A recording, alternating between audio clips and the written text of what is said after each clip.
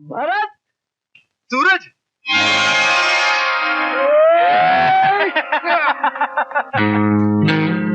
Hi dad. ओ पुत्र जी, मेरा मोतिया वाला बेटा कैसा है? First class dad.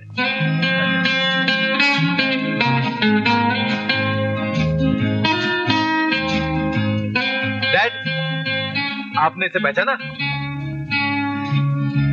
ओए मेरी आंखों के पर्दे कमजोर हो गए हैं, पर दिमाग की आंखें तो है। इस बच्चे के चेहरे की रोशनी बताती है ये मोतिया वाला कमिश्नर का पुत्र है। You are great dad. क्या याददाश्त आपकी, आप इसे अभी तक भूले नहीं? ओए पुत्र, मैं रावलपिंडी में अपने बचपन की बातें नहीं भूला तो तेरे बचपन की बातें कैसे भूल जाऊंगा?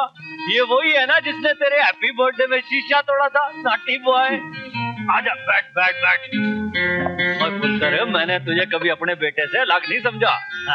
अनार का जूस, लस्सी मंगवाता हूँ तेरे लिए। जी नहीं, अभी हम लोग खा कर आ रहे हैं।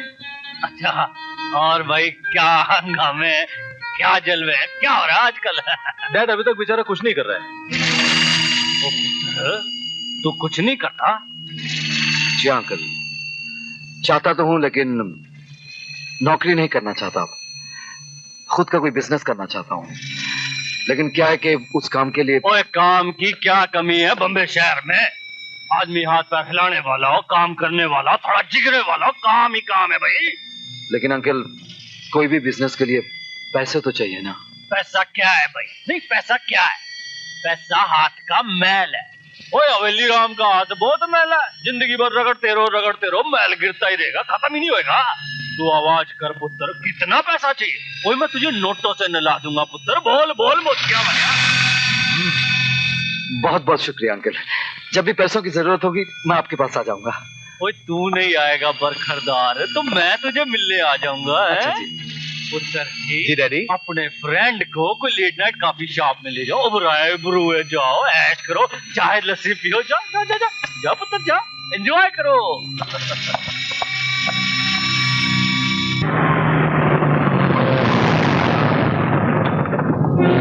अबे ओ, दिखता नहीं है क्या?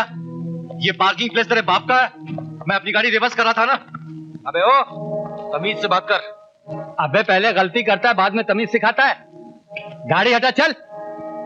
और नहीं हटाया तो क्या करेगा? हाँ, रईसों की रईसी निकालना हमें आता है।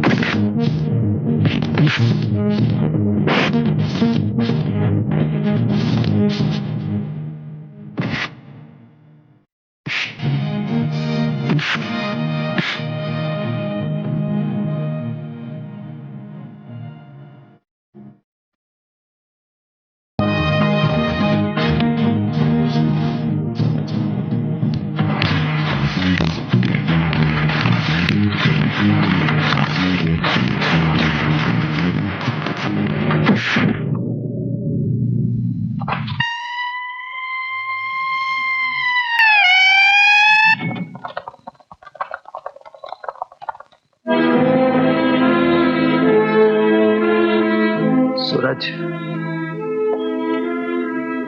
ठहरो, बैठो बेटे, मुझे तुमसे कुछ बातें करनी है।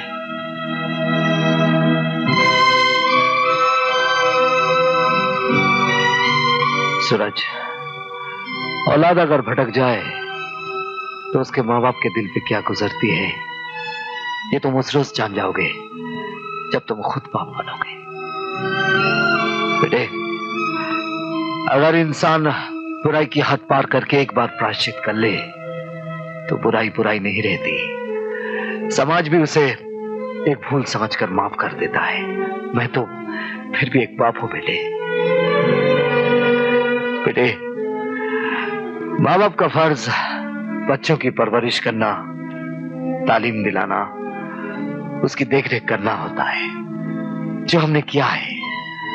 और जब बच्चा जवान हो जाए तो उसका फर्ज बनता है कि वो अपनी जिम्मेदारियां खुद निभाए, खुद अपने पांव पर चले।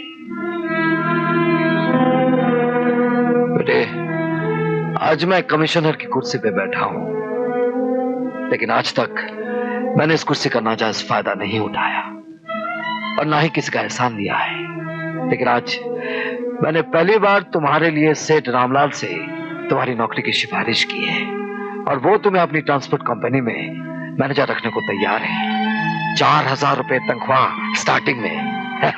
कितनी मजे की बात है। सारी जिंदगी नौकरी करने के बाद आज मेरी तनख्वाह 4000 रुपए है और स्टार्टिंग में तुम्हें 4000 रुपए मिलेगा। 4000 रुपए सैलरी। 4000 रुपए पाने वाले को तो मैं अपने यहाँ नौकर रखना चाहता हूँ। सूरज, आहिस्ता आहिस्ता, ज्यादा चिल्लाइए मत वरना गले में जख्म हो जाएगा। अब तो 4000 इस तरह कह रहे कि जैसे 4000 कोई बहुत बड़ी रकम हो। ओहो, हाँ। और आप अभी अभी फरमा रहे थे ना कि माँ बाप का फर्ज है कि बच्चों की परवरिश करना, तालीम दिलाना, उसकी देखभाल करना। तो मैं आपको एक पते की बात बताना चाहता हूँ कि आजकल के मॉडर्न जमाने में जब औलाद जवान हो जाए तो उसे अपनी जिंदगी के बारे में फैसला करने का हक सिर्फ उसी का होता है, माँ बाप का नहीं। अंडरस्टैंड पप?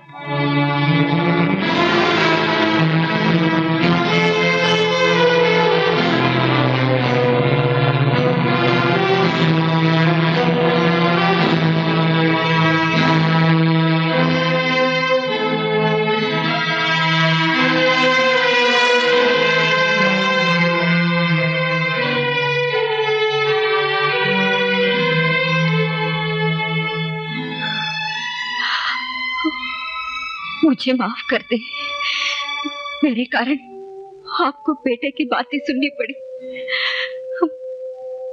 मगर फिर भी न जाने क्यों मेरा दिल बार बार मुझसे कहता है कि सूरज एक दिन सही रास्ते पर जरूर लौट आएगा, जरूर लौट आएगा।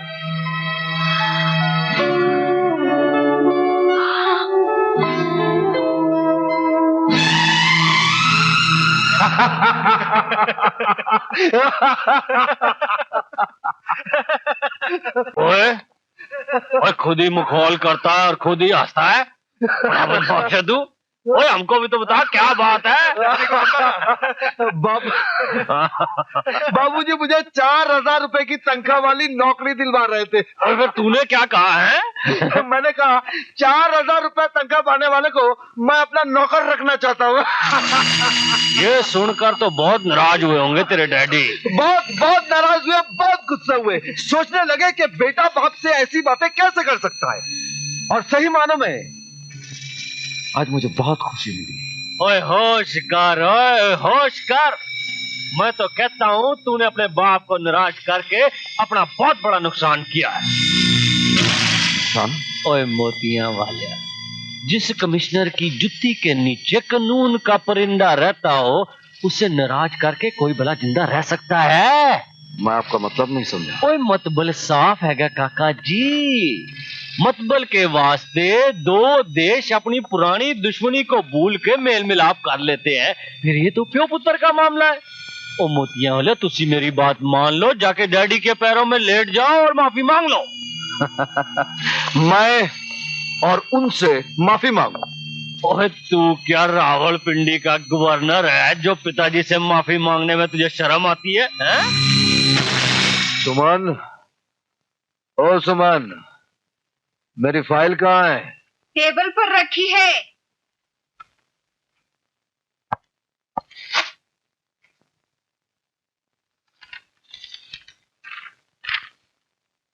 पिताजी, मैं आपका कसूरवार हूं, गुनहगार हूं। समझ में नहीं आ रहा है किस मुंह से आपसे माफी मांगूं।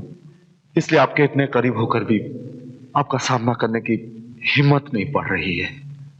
आपका बेटा सूरज।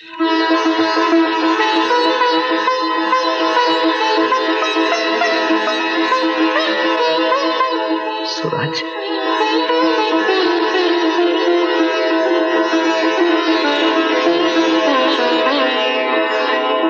सूरज। पिताजी, मुझे माफ कर दीजिए पिताजी। मैंने आपका बहुत दिल दुखाया है, आपका बहुत अपमान किया है। सिर्फ एक बार आप इस गुनहगार बेटे को क्षमा कर दीजिए। एक बार पिताजी।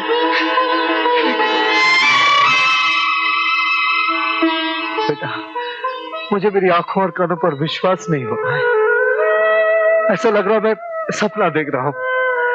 जो बेटा बाप की सूरत भी देखना गवारा नहीं करता था, आज बाप के पांव छूकर माफी मांग रहा है। पिताजी, दरअसल बदकिस्मत तो मैं था जो सारी जिंदगी बाप को दुख देता रहा, उनके जज्बात को घायल करता रहा। बस बेटा बस, एक साथ इतनी खुशियों की बारिश मत कर, वरना इस बारिश में ये दिल किसी गरीब के कमजोर झोपड़ी की तरह रह जाएगा। पिताजी, आपने रामलाल जी के यहाँ नौकरी की बात की थी ना? मैं नौकरी वहीं करूंगा। मैं तो मुकद्दर से मायूस हो गया था बेटा। तकदीर में औलाद के प्रेम का सुख भी लिखा है, मुझे मालूम नहीं था। लेकिन ये सब अचानक किसने किया?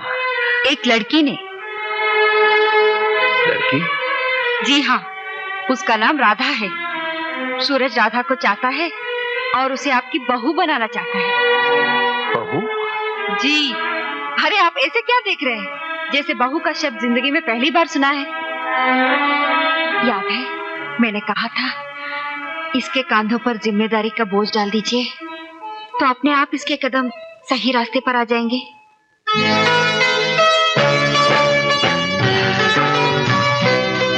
गृहस्थी का बोझ सामने नजर आ रहा है ना, इसीलिए इसका कड़वा मिजाज मीठा हो गया। लेकिन शादी से पहले नौकरी। आप रामलाल जी से बात कीजिए। मैं आज ही बात करता हूँ रामलाल जी से, आज ही मिलता हूँ। तो इस खुशी के मौके पर हो जाए रसगुल्ले। अरे तू क्यों मुझे वोटा कर रहा है? सर। बढ़ो। Thank you sir. ये क्या सर, आज टाइपिस्ट नहीं आया जो आपको टाइप कर रहे हैं? लाइए सर, मैं की देता हूँ। अरे नहीं, ये करना मेरा जिम्मा है बेटे। आपका जिम्मा? क्यों, कोई खास बात है सर? हाँ, खास बात है, हमारी जिंदगी की सबसे खास बात है बेटे। हमारे सपने सच हो गए। सूरज शादी कर रहा है, समझे?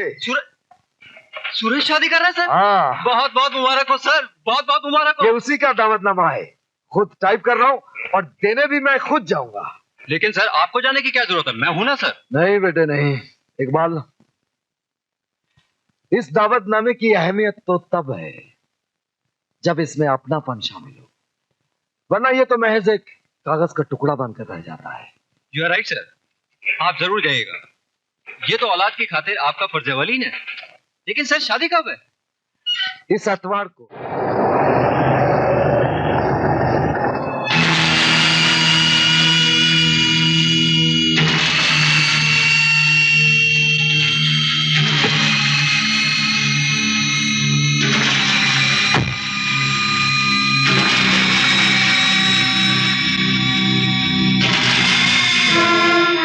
रंजीत जी,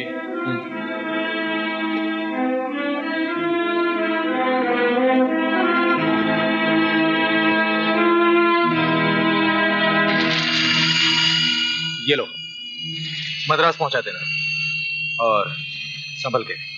कोई बात, ये रोज का धंधा है।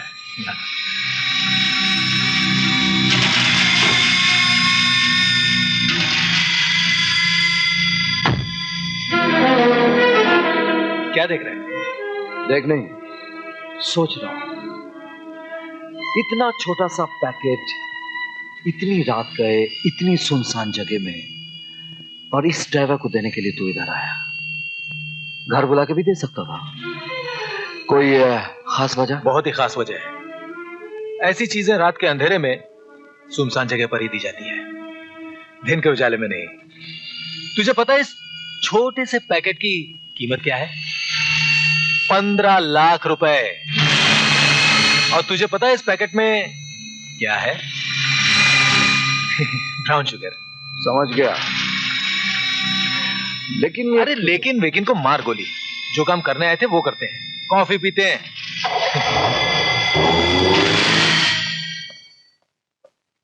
सूरज, good evening daddy. Good evening. काम कैसा चल रहा है बेटे? जी ठीक चल रहा है। ये तुम्हारे हाथ में क्या है? जी वो अरे वो क्या कर रहा है? क्या चीज है भाई, दिखा तो। क्यों जवान बेटे को शर्मिंदा कर रहे हो? बहू के बालों में लगाने के लिए गजरे लाया है। अरे गजरे लाया है तो मुझे क्यों नहीं दिखा रहा? वो अपनी पत्नी के लिए लाया है, आप कैसे देख सकते हैं? क्यों? जरा आप अपनी जवानी याद कीजिए, जब आप मेरे लिए गजरा लाया करते थे और कोई देखना चाहता था तो आपको कितना बुरा लगता था। जा बेटे, बहू तेरा इंतजार कर रही है।